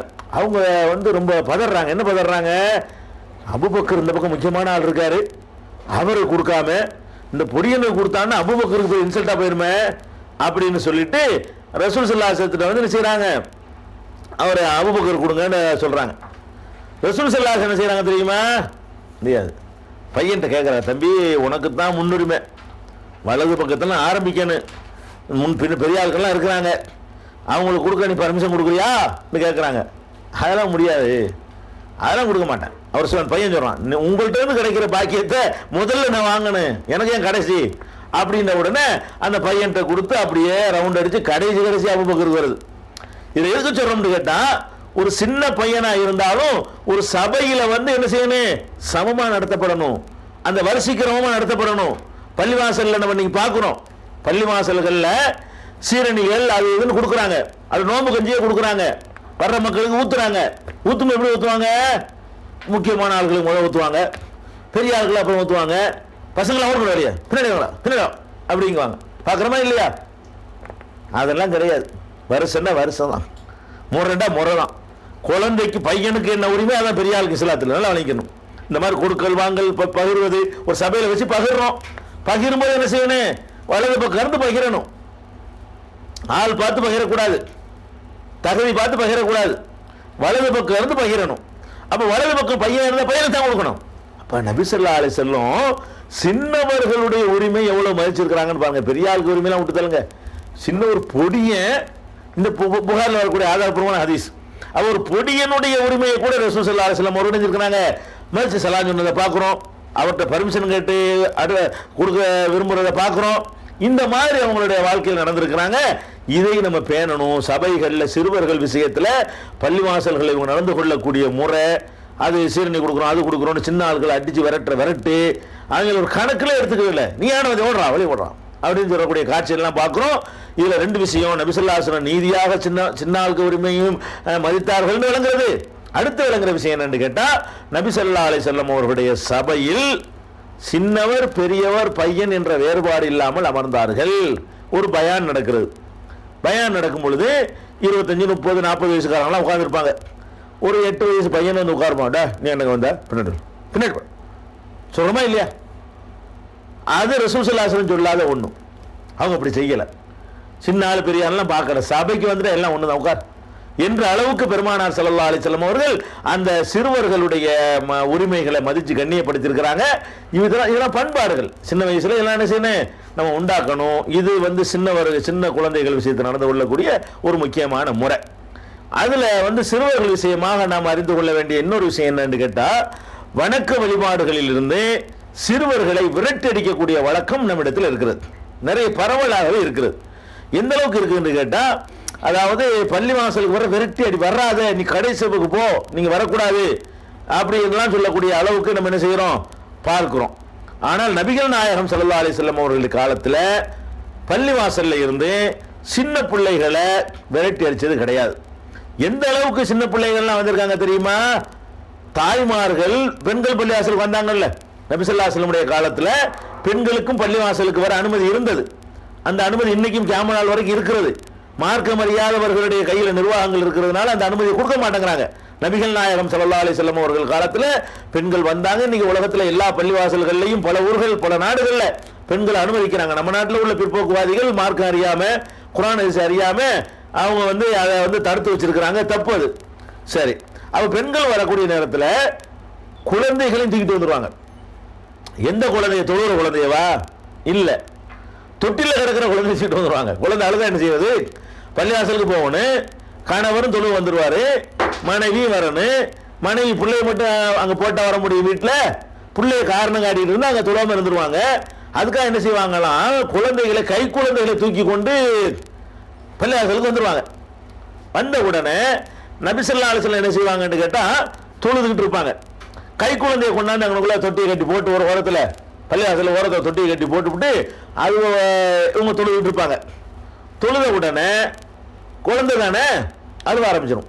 ஏதாச்சும் ஒரு குழந்தை, ஒரு 10 குழந்தை வந்தால் 2 குழந்தை அழுவும், ஒரு குழந்தை அழுவும், ஒன்று அழுவுற பார்த்து இன்னொன்று அழுவும். அது குழந்தைகள்கிட்ட அது ஒரு தொத்து நோய் மாதிரி உள்ளது. ஒன்று அழுதுச்சுன்னு வைங்களேன், அதை பார்த்து இதழும், இதை பார்த்து அதனும் ஒரு பெரிய சங்கிலி மாதிரி செயின் மாதிரி போயிடும். அப்போ அந்த மாதிரி குழந்தை அழுவ ஆரம்பிக்குது. ரசூல் ஸல்லல்லாஹு அலைஹி வஸல்லம் தொழுவிச்சிட்டு இருக்கிறாங்க. தொழுவிச்சிட்டு இருக்கும்போது குழந்தை அழுதவுடனே ரசூல் ஸல்லல்லாஹு என்ன செய்றாங்க தெரியுமா? பெருசா தொழுவலான்னு நினைச்சுட்டு நிக்கிறாங்க சப்புல. சாட்டா முடிச்சுறாங்க. டக்கு டக்கு சின்ன சின்ன சூறா ஓதி குழந்தை அழுக சத்தம் கேட்டவுடனே வேக வேகமா மோதி என்ன செய்றாங்க? அதை முடிச்சிடுறாங்க. முடிச்சுப்புட்டு மக்கள்கிட்ட சொல்றாங்க. என்ன சொல்றாங்க தெரியுமா? நான் வந்து இன்னில அஸ்மோ புகா சபி, நான் வந்து பெருசா தொழுவலான்னு தான் போய் நிக்கிறேன். ஆனா குழந்தையுடைய அழுக சத்தம் கேட்குது. அப்ப அந்த குழந்தையுடைய தாய் மனசு என்ன பாடுபடும்? தொழும் போது அது தொழுகையில ஈடுபட்டு இருக்கு. புள்ள அழுதவுடனே இது பதறும். எப்ப முழுங்கி சீக்கிரம் முடிக்க மாட்டாங்களா? குழந்தையை தூக்கணுமே, அழுகை அமர்த்தணுமே அப்படிங்கிற மாதிரி அந்த குழந்தையுடைய தாயுடைய உள்ளம் படக்கூடிய வேதனையை பார்த்து விட்டு நான் என்ன செய்வேன்? சாட்ட தொழுகை முடிச்சிருவேன் என்று ரசூல் ஸல்லல்லாஹு அலைஹி வஸல்லம் சொல்றாங்க. சுருக்கமா நான் முடிச்சிருவேன் அப்படிங்கிறாங்க. அப்ப இதுக்கு இந்த என்ன பாயிண்ட் இருக்குன்னு கேட்டா, பள்ளிவாசலுக்கு சின்ன குழந்தைகள், விவரம் தெரியாத குழந்தைகள் வந்து, தொட்டில் குழந்தைகள் வந்து அழுது தொழுகைக்கு இடைஞ்சல் தர்ற நேரத்தில் கூட ரசூல் ஸல்லல்லாஹு அலைஹி வஸல்லம் அவர்கள் என்ன செய்யல? யார் இந்த புள்ளையை தூக்கிட்டு வந்தா? பள்ளிவாசலுக்கு குழந்தையை கொண்டு வர சொன்ன யார்? உனக்கு கத்தி கூச்சல் போட்டு என் தொழுகை கெடுத்துட்டியான்னு சொல்லணுமா இல்லையா? அது அவங்களை கெடுக்கவும் செய்கிறது. நல்லா வழங்கணும். அந்த குழந்தையுடைய அழுகுரல் நபி ஸல்லல்லாஹு அலைஹி வஸல்லம் அவர்களை பாதிக்கிறது, அவருடைய கவனத்தை ஈர்க்கிறது, ஈர்த்து அவங்களை சுருக்கமாக தொலை வைக்கிறது. இருந்தாலும் கூட அவங்க என்ன செய்யல? அதுக்காக வேண்டி குழந்தைகளை கடிந்து கொள்ளவில்லை, குழந்தைகளை கொண்டு வந்த பெற்றோரை கடிந்து கொள்ளவில்லை, விரட்டி அடிக்கவில்லை. பள்ளிவாசல் அதபு வேணாமா? இப்படியா செய்யறது? இப்படிலாம் கூட்டு வரலாமான்னு கேட்கல. அதபுலாம் யாருக்குரியது? விவரம் தெரிஞ்சவனுக்கு உள்ளது அதபு. சின்ன குழந்தையாத்தான் இருக்கு. குழந்தைங்கிறது எல்லா நேரத்திலையும் குழந்தையாத்தான் இருக்கும். அதான் அல்லாஹ்வுடைய ரசூலுங்க. சுப்ஹானல்லாஹ். இதெல்லாம் நம்ம எல்லாம் தோத்து வந்த இடத்துல நம்ம வீட்டு பிள்ளையா இருந்து என்ன செய்வோம்? ஒரு சபைக்கு போறோம், நம்ம புள்ள கத்தும்போது யாருக்கா வெறுப்பா தெரியுமா? அடுத்தவன் புள்ள கத்த மட்டும் வருவா தெரியுதா இல்லையா? ஒரு சபையில பயான் பண்ணிட்டு இருக்காங்க, புள்ளையோட தூக்கிட்டு போறீங்க, உங்க புள்ள கத்துன்னு வைங்க, பயான் அவங்களுக்கு பெருசா தெரியும். சனியை முடிச்சு அப்படின்னு நினைப்பீங்க. அந்த குழந்தைய தலவமா அப்படின்னு பயானெல்லாம் கவனிக்காம உங்க குழந்தையில நீங்க ஈடுபாடாயிருவீங்க. அடுத்தவன் குழந்தை கத்துன்னு வைங்க, சனியனை கொண்டு வச்சு கெடுத்து நாசம் அப்படி சொன்னோமா இல்லையா? அல்லாஹ்வுடைய தூதருக்கு பாருங்க, அவ பிள்ளையாது எந்த பிள்ளையோ அல்லாஹ்வுடைய இல்லம் பள்ளிவாசல், அதுல இடைஞ்சல் பண்ண அந்த குழந்தை கோபமே வரலையே. என் பிள்ளையா தான் என்ன செய்வேன்? எப்படி மனசுன்னு பார்த்தீங்களா? நபி ஸல்லல்லாஹு அலைஹி வஸல்லத்துக்கு என் குழந்தை தான் என்ன செய்வேன் அப்படின்னு சொல்லிட்டு சொல்றாங்க. குழந்தையுடைய அழுகை சத்தம் கேட்ட உடனே நீண்ட நேரம் தொலை வைக்க நினைத்த நான் சுருக்கமா தொழுகை முடித்து விடுகிறேன். பல சந்தர்ப்பங்களிலே இது நடக்கிறது. குழந்தை அழுகுமையானால் நான் தொழுகையை நீட்ட மாட்டேன், அந்த தாயுடைய மனசு வேதனைப்படும் என்று பெருமானார் ஸல்லல்லாஹு அலைஹி வஸல்லம் சொல்லியிருக்கிறாங்க. அதனால பள்ளி வாசல்களுக்கு சிறுவர்கள் வரக்கூடாது. இந்த மாதிரியான சரத்துகள்லாம் போடுவது வந்து பெரிய குற்றம். அதை நம்ம விளங்கிக்கணும். இது குழந்தை விஷயத்துக்கு. அதுக்கு குழந்தையோட வரலாம், நல்லா விளங்கிக்கணும். பள்ளி வாசலுக்கு ஆண்கள் வர்ற மாதிரி பெண்கள் வரலாம், குழந்தையோட வரலாம். குழந்தை செய்யற வேலையை செய்யத்தான் செய்யும். குழந்தை என்ன செய்யும்? குழந்தை செய்யற வேலையைத்தான் குழந்தை செய்யுமே தவிர பெரிய ஆளுக்க சொல்ற பயான் கேட்கிற வேலையை அது செய்யாது. அதை சகிச்சுக்கிறணும். அங்கேயே சகிப்புத்தன்மை நமக்கு வரணும். பள்ளிவாசல்ல என்ன செய்யணும்? பெரியவர்களுக்கும் மற்றவங்களுக்கும் சகிப்புத்தன்மை வரணும். குழந்தைகளை குழந்தைகளாக எடுத்துக்கொள்ளணும் அப்படிங்கிறது இதில் விளங்குறது. அது மாத்திரம் இல்லாம பள்ளிவாசல்ல குழந்தை விட்டுருவோம், கொஞ்சம் விவரம் தெரிஞ்சிருச்சு, 5 வயசு 6 வயசு 7 வயசு 8 வயசு இந்த மாதிரி பிள்ளைகள் வருதுன்னு வைங்களேன், பள்ளிவாசல்ல விரட்டி அடிக்கிறாங்க, தொலை வரக்கூடாதுங்கிறாங்க.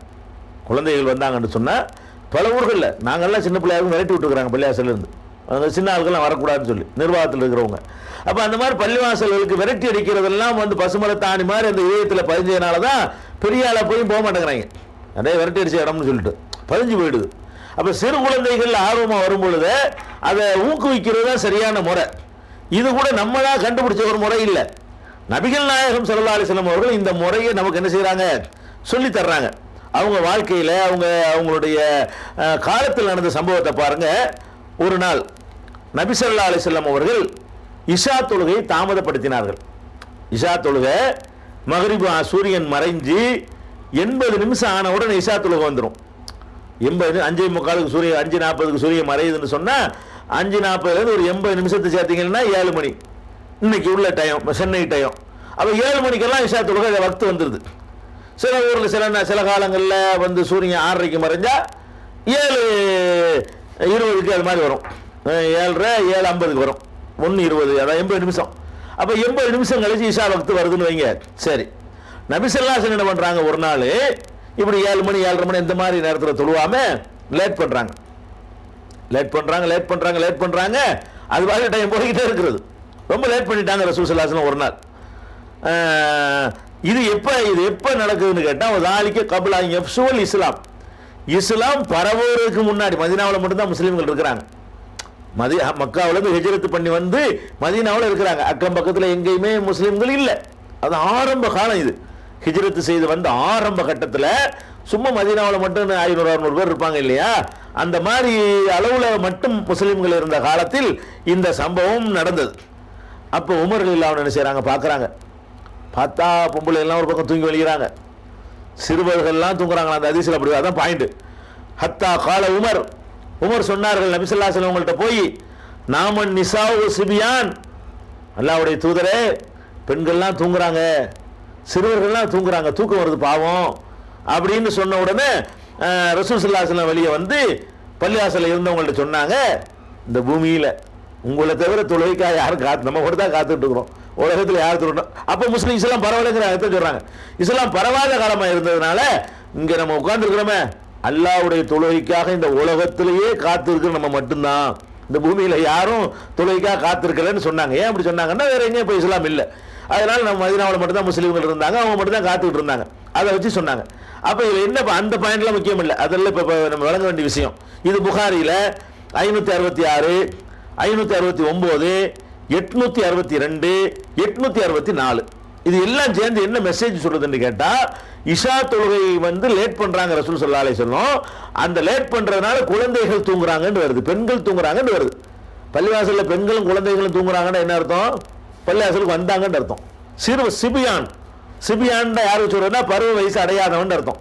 சிபியான்டா யாரு, சிறுவன்னா பருவம் அடையாதவன், 5 வயசு 6 வயசு 7 வயசு 8 வயசு 10 வயசு 12 வயசுலாம் சிபியான் தான்.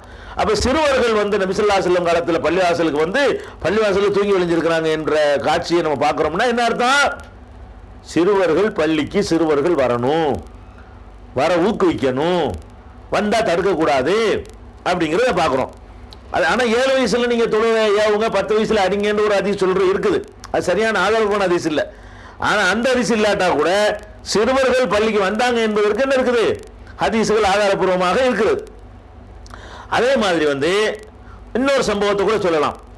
நபி ஸல்லல்லாஹு அலைஹி வஸல்லம் அவங்களுடைய காலத்தில், இது இஸ்லாமெல்லாம் எல்லா பக்கமும் பரவுன பிறகு உள்ள ஒரு சம்பவம். அந்த சம்பவத்தில் என்ன வருதுன்னு கேட்டால், அம்ர் இப்னு சலமாங்கிறவர், அவருடைய கபீலாவில் அவருடைய சமுதாயத்தில் உள்ளவங்கெல்லாம் இஸ்லாத்தை ஏற்றுக்கிறாங்க. இந்த அம்ர் இப்னு சலமாங்கிறவர் சின்ன பையன்.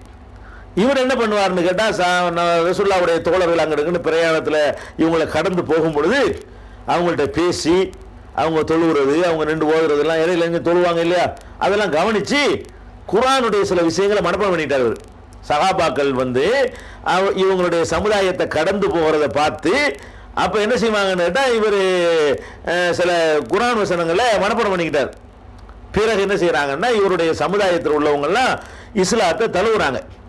தழுவுன உடனே ரசூல் ஸல்லல்லாஹு அலைஹி வஸல்லம் சொல்லி அனுப்புகிறாங்க, நீங்கள் இஸ்லாத்தை தழுவிட்டீங்க, இப்போ உங்கள் ஊருக்கு போனீங்கன்னா என்ன செய்யணும்னு கேட்டால், சல்லு சலாத்த கதா ஃபி ஹீனி கதா, இன்னென்ன தொழுகையை இன்னென்ன நேரத்தில் தொழுவுங்க, தொழுகையை சொல்லிக் கொடுக்குறாங்க, அதற்கான நேரத்தையும் சொல்லி கொடுத்து அனுப்புகிறாங்க. இந்த நேரத்தில் இன்னென்ன தொழுகையை நீங்கள் என்ன செய்யுங்க, தொழுது கொள்ளுங்கள் என்று ரசூல் ஸல்லல்லாஹு அலைஹி வஸல்லம் சொல்லி அனுப்புனாங்க.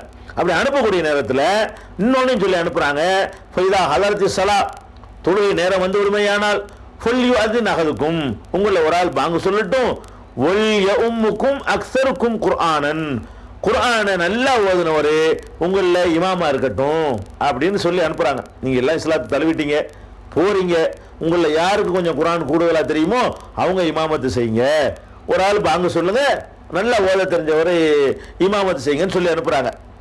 எல்லாம் வர்றாங்க, வந்து ஒருத்தர் உனக்கு என்ன தெரியும், உனக்கு என்ன தெரியும், உனக்கு என்ன தெரியும்னு கேட்குறாங்க. இந்த அம்ர் இப்னு சலமாங்கிற ஒரு சின்ன பிள்ளையா இருந்தாலும் போற வர ஆளுகள்கிட்ட கேட்டு கொஞ்சம் குர்ஆனுடைய அத்தியாயங்களை கூடுதலாக மனப்பாடம் பண்ணியிருந்தார். பார்த்தா இவர் தான் கொஞ்சம் கூட தெரிஞ்சிருக்கிறார், எல்லாம் 1-2 சூறா கூட தேர மாட்டேங்குது, இவர் நிறைய படிச்சிருக்கிறார். அவர் நிறைய தெரிஞ்சவங்க என்ன பண்ணுறாங்கன்னு கேட்டால், என்னை இமாமாக்கி விட்டாங்க. சின்ன பையன் எத்தனைக்கும், இவர் சின்ன பையன், ஆனால் கூட என்ன செஞ்சிட்டாங்க, குர்ஆனை அதிகமாக இவர் ஓதினவராக இருந்ததுனால சின்ன பையனை இமாமத்து செய்யட்டும் அப்படி நல்லரு அவர்கள் கவனித்து பார்த்தார்கள். ஃபலம் யகுன் அஹதுன் அக்ஸர குர்ஆன மின்னி, என்னை விட யாரும் ரொம்ப குர்ஆன் ஓதுனால இந்த எங்க சமுதாயத்தில் இல்லை அப்படின்ன உடனே என்னைய கொண்டே தொலை வச்சுட்டாங்க. எப்போ இது நடக்குதுங்கிறீங்க? எத்தனை வயசு இருக்கு? அனபுனு சித்தின் அவ் சபேசினின், எனக்கு ஒரு 6-7 வயசு தான் இருக்கும். இப்போ சொல்றார், எனக்கு 6-7 வயசு இருக்கும் பொழுது என்னை கொண்டு இமாமா நிப்பாட்டிட்டாங்க, தொழு வச்சேன் அப்படிங்கிறாரு. அப்ப இவர் அதையும் சொல்லிக்கிறார், வெக்கமில்லாம சொல்றாரு. இவர் என்ன சொல்றாருன்னு கேட்டா, என்னிடத்துல ஒரு போர்வை ஒன்று இருந்தது, அதைத்தான் மேலே போத்திக்கிறவன். ஏன்னா அந்த எல்லாருக்கும் அப்படித்தான் இருந்தாங்க.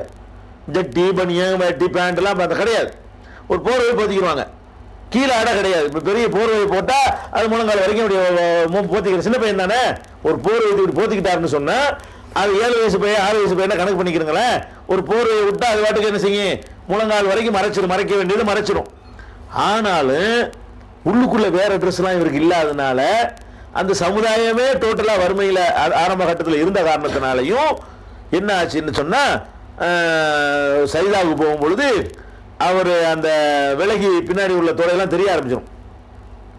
அப்ப பின்னாடி பெண்கள்லாம் தொழுது இருக்கிறாங்க. அவங்க என்ன செய்யறாங்க, என்னப்பா இமாமு இந்த மாதிரி இருக்காரு, அவருக்கு முழுங்க மறைக்கிற மாதிரி ட்ரெஸ் எடுத்து கொடுங்கப்பா அப்படின்னு சொல்லி அந்த அம்மா என்ன செய்யுது, அலாத்து கத்து அண்ணா இஸ்த காரிக்கும், உங்களுடைய காரி இமாமுடைய அந்த பின்பகுதியை மறைங்கப்பா அப்படின்னு சொல்லி ஒரு அம்மா சத்தம் போட்டு ஸ்கிரீன் போட்டுலாம் தொழுவுன்னு வழங்குது.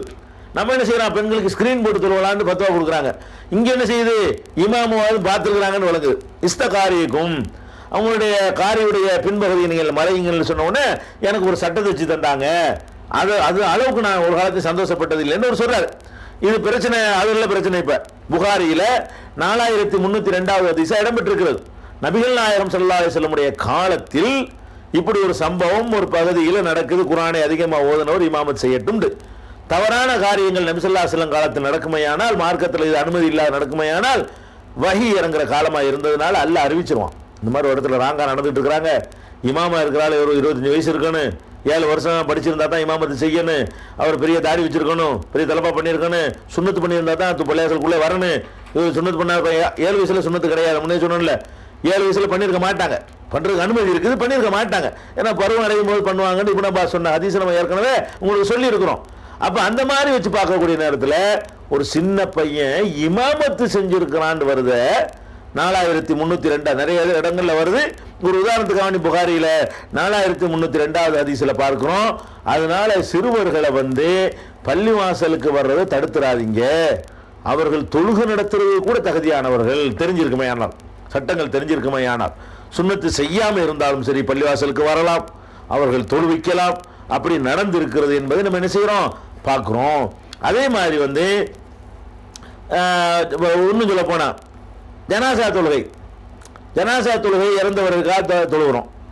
நபி ஸல்லல்லாஹு அலைஹி வஸல்லமுடைய காலத்தில் இவர் 10 வயசுக்காரராக இருந்திருக்காரு. இப்னு அப்பாஸ் அவங்களுக்குலாம் அவர் மௌத்தா போகும்போது நபி ஸல்லல்லாஹு அலைஹி வஸல்லம் மரணிக்கும் போது இவருக்கு 10 வயசுன்னா அவங்களுடைய வாழ்நாளில் 7 வயசு 8 வயசு 9 வயசுலாம் சந்திச்சிருப்பார். இப்னு அப்பாஸ் சொல்றாங்க, நபி ஸல்லல்லாஹு அலைஹி வஸல்லமுடைய காலத்தில் ஒருத்தர் ராத்திரியில கொண்டு அடக்கிவிட்டாங்க. அடக்குன உடனே ரசூல் ஸல்லல்லாஹு அலைஹி வஸல்லம் நினைஞ்சாங்க, எங்கப்பா அவருன்னு கேட்டாங்க. அவர் நேற்று மூத்தா போயிட்டார் அடக்கிட்டமே அப்படின்னு சொன்னோம். உடனே ரசூலுல்லாஹ் கேட்டாங்க, அப்பல ஆதன் துமோனி, எனக்கு சொல்லியிருக்க கூடாது, இப்போ நானும் அவருக்காக பிரார்த்தனை பண்ணியிருப்பேன், அல்லாஹ்வுடைய தூதர் ஒருத்தர் நான் இருக்கும் பொழுது என்னுடைய துவாவும் அவருக்கு கிடைச்சா நல்லது தானே, இல்லாமல் ஆக்கிவிட்டீங்களே அப்படின்னு சொல்லிவிட்டு என்ன செஞ்சாங்கன்னு கேட்டால், உடனே அவர் இருட்டில் அடக்கிட்டோன்னு உடனே ரசூல் ஸல்லல்லாஹு அலைஹி வஸல்லம் ஜனாஸா தொழுகிறாங்க, அந்த இறந்து போனவருக்காக தொழுகிறாங்க. இப்னு அப்பாஸ் சொல்றாங்க, ஃபஸஃபஃபுனா ஹல்ஃபஹு வ அன ஃபீஹிம், நான் சின்ன பையன் நானும் அதில் இருந்தேன், நாங்கள்லாம் அணிவகுத்து நின்று தொழுதோங்கிறாரு. அப்ப ஜனாசா தொழுகை இறந்தவருக்காக செய்யற ஜனாசா தொழுகையில கூட இப்னு அப்பாஸ் ரசூல் ஸல்லல்லாஹு அலைஹி வஸல்லம் மௌத்தா போகும்போது 10 வயசு இருந்துச்சுட்டாரு, அந்த இப்னு அப்பாஸ் ரலியல்லாஹு அன்ஹு அவர்கள் ஜனாசா தொழுகையில கலந்துருக்கிறாங்கன்னு சொன்னா சிறுவர்களை வரட்டலாமா? வரட்ட முடியாது. புகாரில் 1321வது ஹதீஸ்ல பார்க்கிறோம். அதே மாதிரி இதெல்லாம் நம்ம தப்பு செய்யறோம், இதெல்லாம் சின்ன பிள்ளை உனக்கு ஒண்ணும் இல்லை உனக்கு அப்படின்னு சொல்லியே தீன்ல இருந்து தட்டி விட்டுரு. இந்த சின்ன வயசுல பதிகிறது இருக்க சொல்லுவாங்கல்ல, சிறு வயசுல இதுல பதிகிற தண்ணியில எழுதுற மாதிரி இருக்கும், பெரிய வயசுல மனப்பாடம் பண்றது. சிறு வயசுல இருக்கிற பசுமரத்தை ஆணிம்பாங்க. பசுமரத்து ஆணியில பச்சையா இருக்கிற மரத்துல ஆணி அடிச்சுன்னா புடுங்க இயலாது, காஞ்ச மரத்துல ஆணி அடிச்சா பிடிங்கிடலாம். பச்சை மரத்தில் ஆணி அடிச்சிங்கன்னா அப்புறம் காஞ்சி போச்சுன்னு சொன்னால் அந்த ஈரம் பசை துரு குரு எல்லாம் பிடிச்சி பயங்கரமாக எரிக்கிறோம். பிடிங்கினா உடஞ்சிட்டு வருமே தவிர உருவிக்கிட்டு வராது. அதான் பசுமரத்து ஆணிங்கிறது. அந்த பசுமரத்து ஆணி மாதிரி பதிஞ்சிருங்கிறாங்க பாருங்க. அந்த மாதிரி பருவத்தில் நம்ம எப்படி அவங்கள வந்து நடத்துகிறோமோ அது எதிர்காலத்தில் அவங்கள பாதிக்கும். பள்ளிவாசல் நிர்வகிக்கக்கூடியவங்க இந்த மாதிரி சிறுவர்கள் விஷயத்தில் ரொம்ப கவனமாக சிறுவர்களை அன்பா சொல்லி, பள்ளிவாசல்னா அன்புக்குரியது, பள்ளிவாசல்னா விருப்பத்துக்குரியது, பள்ளிவாசல்னா பயங்கரமான வில்லன் உள்ள இருப்பான்னு நினைக்கிற மாதிரி இருக்கு குழந்தைகளுக்கு. சிறுவர்களின் நிலைமை எப்படி இருக்குன்னு கேட்டா, போறா வராண்டாலும் வரான் அப்படிங்கிற மாதிரி ஒரு பயங்காட்டி வச்சிருக்கிறாங்க. அது பிற்காலத்தில் அவர்களை பெரிய அளவில் பாதிக்கிறத நம்ம பார்க்கிறோம். அதே மாதிரி நபி ஸல்லல்லாஹு அலைஹி வஸல்லம் அவர்கள் ஹஜ்ஜிக்கு போறாங்க. ஒரு தடவை ஹஜ்ஜிக்கு போனாங்க. அப்ப ஹஜ்ஜிக்கு போகும் பொழுது என்ன ஆகுதுன்னு கேட்டா, இப்னு அப்பாஸ் ரலியல்லாஹு கூட ஹஜ்ஜிக்கு போயிருக்கிறார். அவர் ரசூல் ஸல்லல்லாஹு அலைஹி வஸல்லம் மௌத்தா போகும்போதே அவருக்கு 10 வயசு தான். அப்ப அந்த கடைசி வருஷம் ஹஜ்ஜி நடக்கிறது. இவர் அந்த 10 வயசு பிள்ளை தான். 10 வயசு பிள்ளையா இருக்கும்போது நானும் ரசூல் ஸல்லல்லாஹு அலைஹி வஸல்லம் அவர்களோட ஒரு பெண்ணோட கழுதையின் மீது, பொட்ட கழுதையின் மீது, அந்த காலத்துக்கு அந்த நாட்டு கழுதைகள் வந்து அந்த காலத்தில் இருந்த அந்த நாட்டு கழுதைகள் வந்து மனுஷனே சுமக்க குதிரை மாதிரி போகும். நம்ம ஊர் கழுதை மாதிரி நினைச்சிடக்கூடாது. பெட்டை கழுதையின் மீறி நான் போனேன். நான் வந்து பருவம் அடைகிற வயசை ஏறக்குறைய நெருங்கி இருந்தேன். ரசூல் ஸல்லல்லாஹு அலைஹி வஸல்லம் தொழுதுகிட்டு இருந்தாங்க. நான் வந்து கழுதையை கொண்டே கட்டிவிட்டு சஃபுக்குள்ள குறுக்க போய் நானும் போய் நினைஞ்சிட்டேன், சஃபுல நுழைஞ்சிக்கிட்டேன். பொலம் யுன்கிர்தாலிக்கு அலைய, இதை வந்து ரசூல் ஸல்லல்லாஹு அப்ஜெக்ஷன் பண்ண. சின்ன பையனா தான் இருப்பாங்க, குறுக்கெல்லாம் போகக்கூடாது, வாஸ்தவம் தான். சின்ன பையன் தான். குறுக்க நான் போனேன், சப்பையெல்லாம் கடந்து போனேன், தாண்டிக்கிட்டு போனேன், போய் நின்றேன். என்னை ரசூல் ஸல்லல்லாஹு அலைஹி வஸல்லம் அப்ஜெக்ஷன் மறுக்கல, கண்டிக்கல, தண்டிக்கல.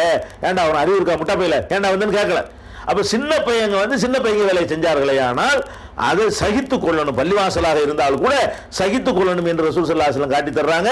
இது புகாரில 76வது ஹதீஸ், 493வது ஹதீஸ், 861வது ஹதீஸ், 1857வது ஹதீஸ், 4412வது ஹதீஸ், 1856வது ஹதீஸ், 1678வது ஹதீஸ், 1677வது ஹதீஸ் ஆகிய ஹதீஸ்கள்ல இதை நம்ம பார்க்கிறோம்.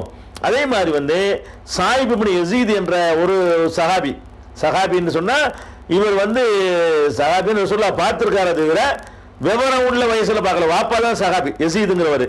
இவர் எப்பன்னு கேட்டா ரசூலுல்லாஹ் மௌத்தா போகும்போது இவருக்கு 7 வயசு தான். சாயிப் இப்னு யஸீத் இருக்காரு. நபி ஸல்லல்லாஹு அலைஹி வஸல்லம் மரணிக்கும் பொழுது அவருக்கு 7 வயசு. அவர் சொல்றாரு, ஹுஜ்ஜபி மஅ ரசூலில்லாஹி ஸல்லல்லாஹு அலைஹி வஸல்லம், ரசூல் ஸல்லல்லாஹு அலைஹி வஸல்லம் ஹஜ்ஜிக்கு போகும்பொழுது என்னையும் என் வாப்பா ஹஜ்ஜி கூட்டிட்டு போனாரு. என்னையும் கொண்டு ஹஜ்ஜி கூட்டிட்டு போனாங்க, 7 வயசு பிள்ளைய. அனபுன சபீஸ்னீன், நான் 7 வயசு பிள்ளையா இருக்கும் பொழுது என்னை ஹஜ்ஜிக்கு ஒரு ஆள் இழுத்துட்டு போறேன்னா எத்தனை கிலோமீட்டர் அந்த காலத்துல. இந்த காலத்துல ஃபிளைட்ல உட்காந்து இறங்கி போயிடும். இந்த காலத்துல விமானத்துல ஏறினா 5 மணி நேரத்துல 6 மணி நேரத்துல போய் சேர வேண்டிய இடத்துல சேர்ந்துடும். அந்த காலத்துல ஹஜ்ஜினா ஒரு சாதாரண விஷயமா? பயங்கரமான கஷ்டம் அது. அது குழந்தைகளை தூக்கிட்டு வெயில், மழை, தண்ணி, பனி, கூதல் தாங்க முடியாது. அந்த மாதிரி கஷ்டமா இருந்தும் கூட அந்த இபாதத்துகளுக்கு ட்ரைனிங் கொடுக்கறதுக்காக என்ன பண்றாங்க, என்னையும் எங்க வாப்பா கூட்டிட்டு போனாரு. எனக்கு 7 வயசு இருக்கும். ரசூல் ஸல்லல்லாஹு அலைஹி வஸல்லம் ஹஜ்ஜிக்கு போனதுனால நாங்களும் அவரோட சேர்ந்து நெஞ்சோம் போனா என்னையும் தகப்பனார் கூட்டிட்டு போனாரு.